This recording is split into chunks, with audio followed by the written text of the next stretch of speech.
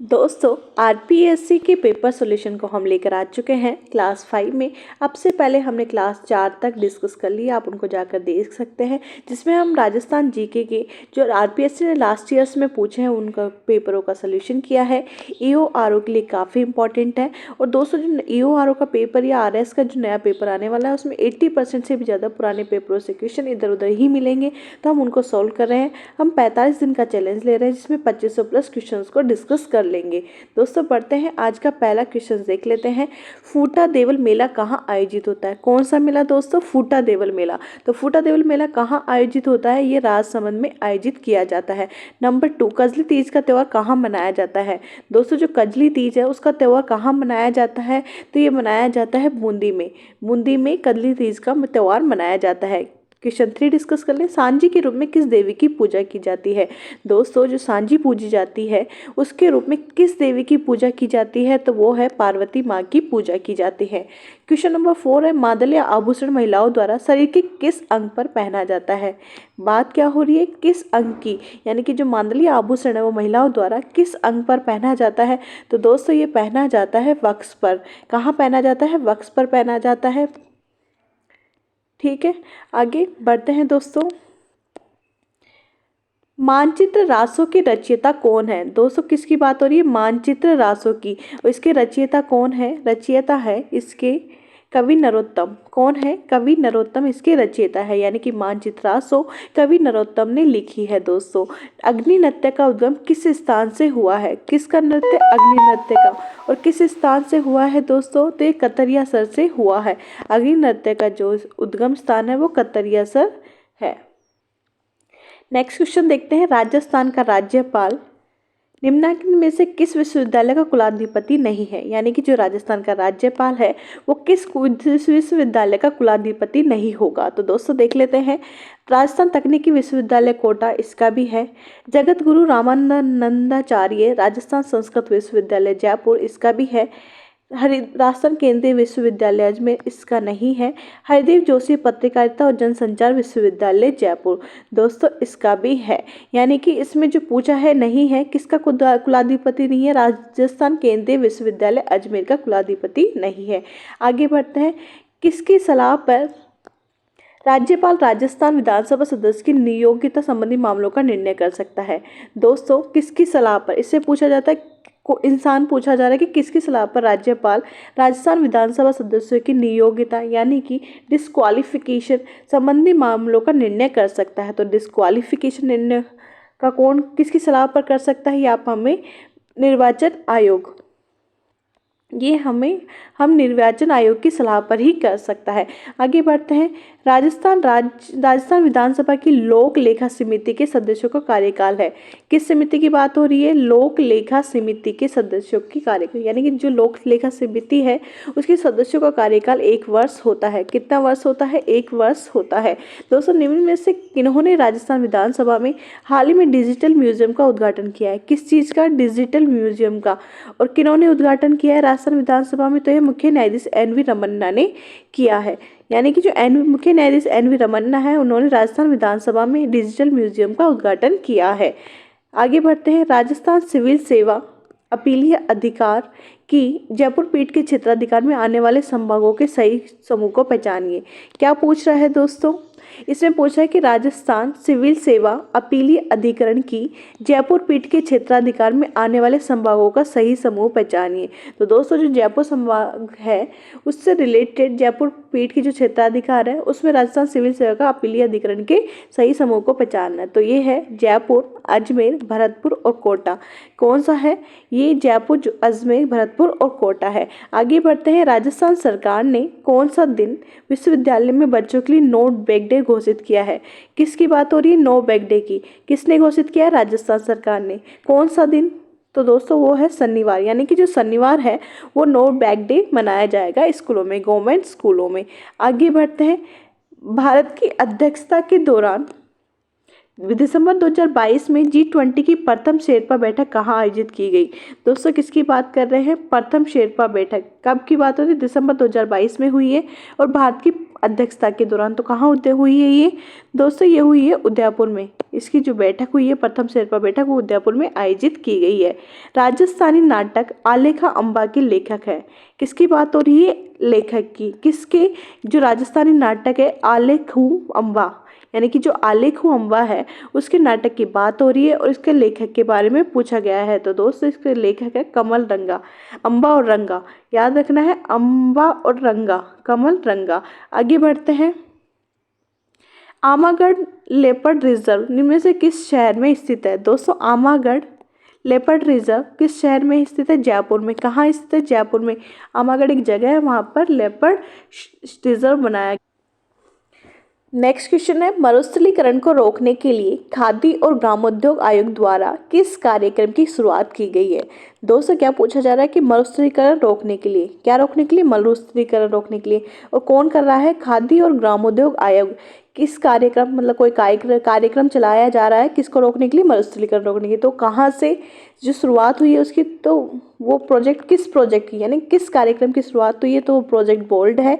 तो project bold की शुरुआत हुई है, कहाँ से हुई है? उदयपुर से। यानी कि जो प्रोजेक्ट बोल्ड है वो किससे संबंधित है? मरुस्थलीकरण को रोकने के लिए। कौन इस किसकी मतलब किसकी सहायता से किया जा रहा है ये? तो खादी और ग्रामोद्योग आयोग की स्थापना की सहायता से किया जा रहा है। और कौन सा कार्यक्रम है? प्रोजेक्ट बोल्ड है। कहाँ आयोजित किया जा रहा है? उदयपुर में। ठीक है, आगे बढ़ते हैं। राजस्थान में निम्नलिखित में से किस जिले में साक्षरता दर सबसे कम है? यानी कि ऐसा कौन सा जिला है जहाँ पर साक्षरता दर सबसे कम है? तो वो कौन सा जिला है? जालोर। जो जालोर है वहाँ पर सबसे कम साक्षरता दर है। राजस्थान की पहली जनजाति हॉकी अकादमी कहाँ स्थापित की गई है? दोस्तों जो राजस्थान की पहली जनजाति हॉकी अकादमी है वो उदयपुर में स्थापित की गई है। कहाँ स्थापित की गई है? कहाँ स्थापित की गई है? उदयपुर में। तो पहली कौन सी जनजाति है ये? पहली जनजाति हॉकी अकादमी। आगे बढ़ते हैं। दिसंबर 2022 में वीर बाला कालीबाई पुरस्कार दिया गया है। कौन सा पुरस्कार दिया गया है? वीर बाला कालीबाई पुरस्कार। कब दिया गया है? दिसंबर 2022 में। और किसे दिया गया है दोस्तों? तो ये दिया गया है राज कलासुआ को। किसको दिया गया है? राज कलासुआ को दिसंबर 2022 में वीर बाला कालीबाई पुरस्कार दिया गया है। आगे बढ़ते हैं। पृथ्वी के महाद्वीपीय भाग पर सबसे गहराई वाला बिंदु अवस्थित है। पृथ्वी के महाद्वीपीय भाग पर सबसे गहराई वाला बिंदु अवस्थित है एशिया में। किसकी बात कर रहे हैं? एशिया की बात कर रहे हैं। तो एशिया में जो है वो सबसे गहराई वाला बिंदु अवस्थित है। आगे बढ़ते हैं। निम्नलिखित कथनों पर विचार कीजिए। निम्नलिखित कथनों पर विचार कीजिए। ठीक है, कर लेते हैं। भूमंडलीय पवनें प्रमुखतः निर्भर करती है। दोस्तों जो भूमंडलीय पवनें हैं वो किस पर निर्भर करती है? इन कथनों पर विचार करना है हमें। तो वायुदाब पेटियों का उद्भव इस पर भी करती है। पृथ्वी का घूर्णन, हाँ पृथ्वी के घूर्णन पर भी करती है। महाद्वीप और महासागरों का वितरण इस पर भी करती है। वायुमंडलीय आर्द्रता पर नहीं करती है। तो इसका सही आंसर है ABD, यानी कि भूमंडलीय जो पवनें हैं प्रमुखतया निर्भर करती है वायुदाब पेटियों के उद्भव पर, पृथ्वी के घूर्णन पर, महाद्वीप और महासागरों के वितरण पर। तो ये आंसर सही है। आगे बढ़ते हैं। निम्नलिखित में से कौन सा मानसून तंत्र के बारे में सही नहीं है? क्या पूछा गया है? सही नहीं पूछा गया है मानसून तंत्र के बारे में। तो पूर्वी जेट स्ट्रीम भारतीय मानसून तंत्र को बहुत प्रभावित करता है। सही बात है कि जो पूर्वी जेट स्ट्रीम होता है वो भारतीय मानसून तंत्र को बहुत ज़्यादा प्रभावित करता है। अल नीनो की धारा जो कि मानसून तंत्र को प्रभावित करती है प्रशांत महासागर के दक्षिण पूर्वी भाग में मई जून में प्रकट होती है। दोस्तों ये बात गलत है, क्योंकि जो प्रशांत महासागर में दक्षिणी पूर्व भाग में जो प्रकट होती है अल नीनो की जो धारा, वो कब प्रकट होती है? दिसंबर में प्रकट होती है, मई जून में नहीं प्रकट होती है। पी कोटेश्वर ने मानसून हवाओं के तंत्र एवं ऊपरी वायु संचरण में संबंध स्थापित किया है। किसने किया है? पी कोटेश्वरन ने मानसून हवाओं के तंत्र एवं ऊपरी वायु संचरण में संबंध स्थापित किया। ये बात भी सही है। मानसून तंत्र को समझाने वाला वायु राशि सिद्धांत ITCZ के विस्थापन पर आधारित है। बिल्कुल सही बात है कि जो मानसून तंत्र को समझाने वाला वायु राशि सिद्धांत है वो ITCZ के विस्थापन पर आधारित है। तो जिसमें सही नहीं है पूछा गया है। तो दोस्तों इसमें जो सही नहीं है वो ये है कि अल नीनो की धारा जो कि मानसून तंत्र को प्रभावित करती है प्रशांत महासागर के दक्षिणी पूर्व भाग में मई जून में प्रकट होती है। ये मई जून यहाँ पर गलत है, इसकी जगह दिसंबर करने के बाद ये सही हो जाता है। इसका आंसर हमें सही नहीं पूछा है, तो आंसर हो गया 2। ठीक है, आगे बढ़ते हैं। निम्नलिखित में से कौन सी नदी सह्याद्री के पश्चिम की ओर बहने वाली नदी नहीं है? इसमें भी पूछा गया है कि नहीं है। कौन सी नदी नहीं है? दोस्तों ये अपने उसके नहीं है, इनको काट देते हैं। ठीक है, इनको काट देते हैं, ये हमारे उसके नहीं है, हमारे सिलेबस के नहीं है। ये दोनों क्वेश्चन आगे बढ़ते हैं। 36 देख लेते हैं। गैर जीवाश्म ईंधन वर्ग में भारत में कौन से गैर परंपरागत ऊर्जा स्रोत की सर्वाधिक संस्थापित उत्पादन क्षमता पाई जाती है? किसकी बात हो रही है? गैर जीवाश्म ईंधन वर्ग में, गैर जीवाश्म ईंधन वर्ग में भारत में कौन से गैर परंपरागत ऊर्जा स्रोत की सर्वाधिक संस्थापित उत्पादन क्षमता पाई जाती है? तो जो क्षमता है वो जल विद्युत उत्पादन क्षमता वाली है सर्वाधिक। ठीक है, आगे बढ़ते हैं। राजस्थान में विंध्यन कगार किस क्षेत्र में पाए जाते हैं? दोस्तों जो हमारा विंध्यन कगार क्षेत्र है वो हमारा हाड़ौती क्षेत्र है। तो हाड़ौती क्षेत्र वाला जो भी ऑप्शन होगा हम उसको टिक कर देंगे। तो हमारे पास पहला ही ऑप्शन मिल जाता है, कोटा झालावाड़ क्षेत्र, ये हमारा विंध्यन कगार वाला क्षेत्र है। तो आंसर सही है। आगे बढ़ते हैं। कोपेन के अनुसार राजस्थान में निम्नलिखित में से कौन सा जलवायु प्रकार नहीं है? दोस्तों कोपेन ने 4 प्रकार का जलवायु प्रकार दिया था। तो उसने बोला था BWHW, AW, BSHW और CWG। तो दोस्तों इन चारों के अलावा जो इसमें नहीं है वो हमारा आंसर हो जाएगा, क्योंकि इसमें पूछा है कि जो नहीं है वो प्रकार कौन सा है। तो BW KW कोई प्रकार नहीं है, तो आंसर हमारा ये सही होगा। बाकी के 3 प्रकार है। नेक्स्ट क्वेश्चन देख लेते हैं। नदी जो कि वन की आस के रूप में जानी जाती है। दोस्तों वन की आशा, यहाँ पर यानी कि उस नदी की वजह से वन की हम आशा लगा बैठते हैं, वो कौन सी नदी है हमारी? तो दोस्तों वो है हमारी बनास, इसको बोलते हैं वन की आशा, वर्णाशा। ठीक है, आगे बढ़ते हैं। निम्नलिखित में से कौन सा जिलों का समूह है जो राजस्थान में सर्वाधिक कुल वन क्षेत्र घेरता है? किसकी बात हो रही है? वन क्षेत्र की। जो सर्वाधिक वन क्षेत्र है वो घेरता है, वो कौन सा जिला है दोस्तों? तो ये जिले हैं, जिलों का सही क्रम में सर्वाधिक वन क्षेत्र वाले जिले हैं उदयपुर, चित्तौड़गढ़, बारां और करौली। कौन कौन से हैं? उदयपुर, चित्तौड़गढ़, बारां एवं करौली। ये हमारा आंसर सही है। आगे बढ़ते हैं। निम्नलिखित में से कौन सा एक राजस्थान का अलसी उत्पादक प्रदेश है? राजस्थान का जो प्रदेश है वो अलसी उत्पादक प्रदेश है। तो वो कौन सा प्रदेश है? हाड़ौती प्रदेश। सबसे ज़्यादा अलसी कहाँ पाई जाती है? हाड़ौती प्रदेश में उत्पादित होती है।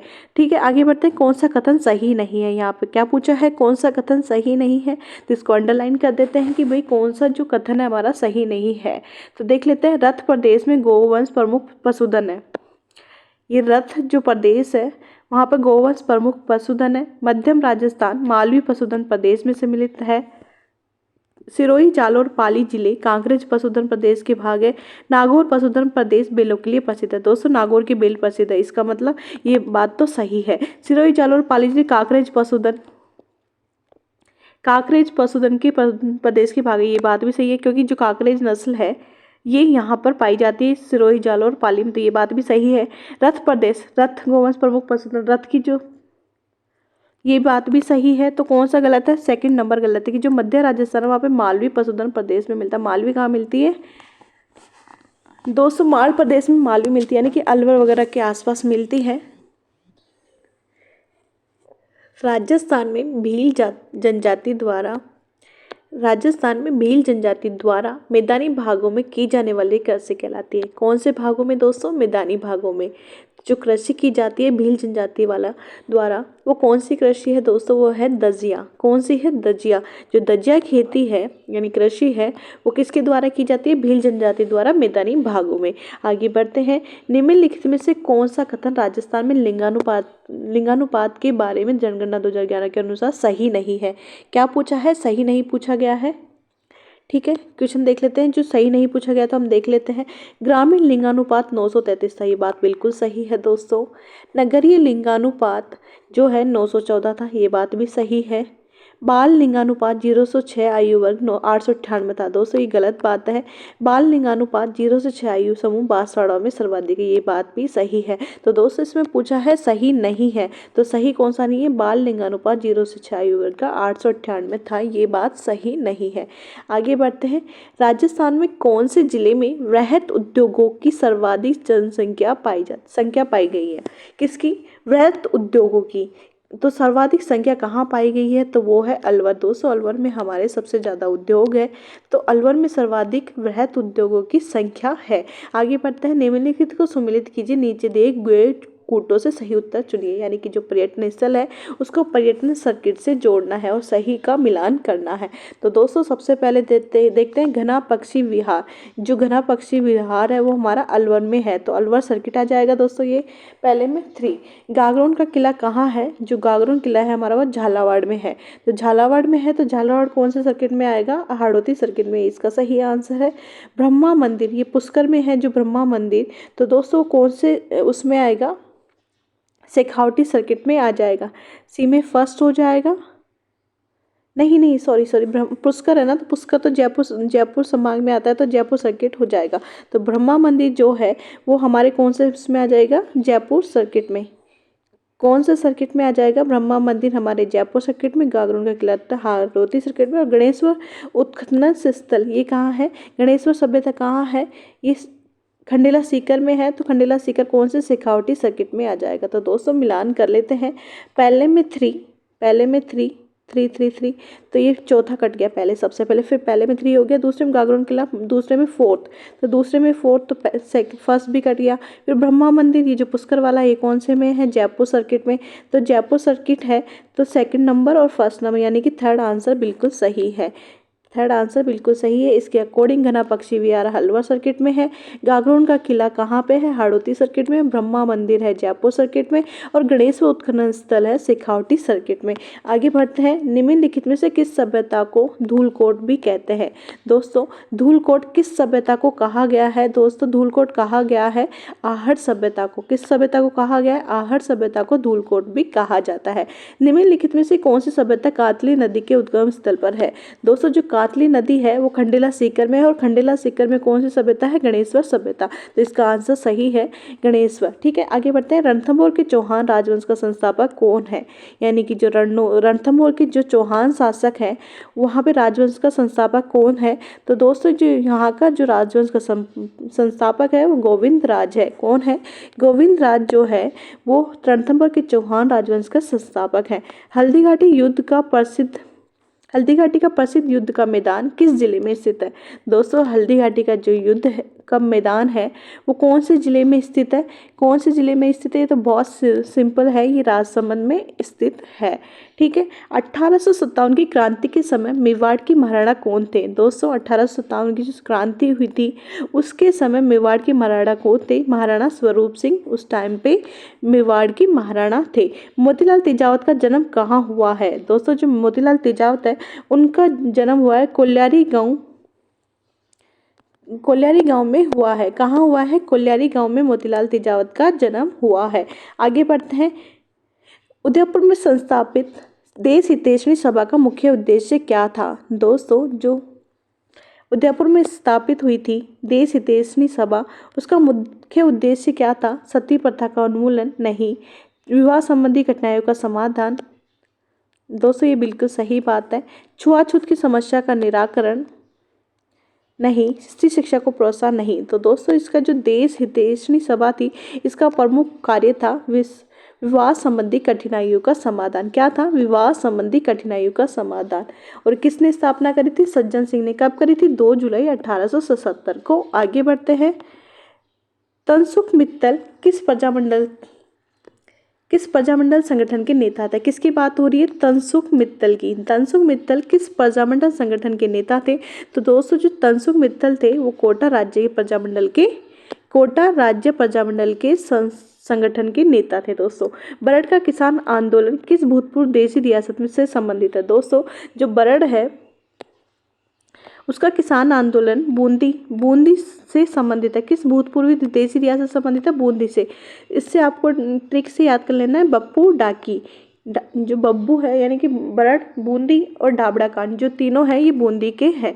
ठीक है, वर्तमान राजस्थान राज्य के गठन की सारी प्रक्रिया संपूर्ण हुई। दोस्तों जो वर्तमान राजस्थान है उसका गठन हुआ तो उसकी जो संपूर्ण प्रक्रिया हुई थी वो कब हुई थी। दोस्तों तो जो प्रक्रिया हुई थी 1 नवंबर 1956 को हुई थी, यानी कि वर्तमान राजस्थान की स्थापना 1 नवंबर 1956 को पूर्ण हुई थी। ठीक है, आगे बढ़ते हैं। लोक देवता मल्लीनाथ जी का मंदिर कहाँ स्थित है?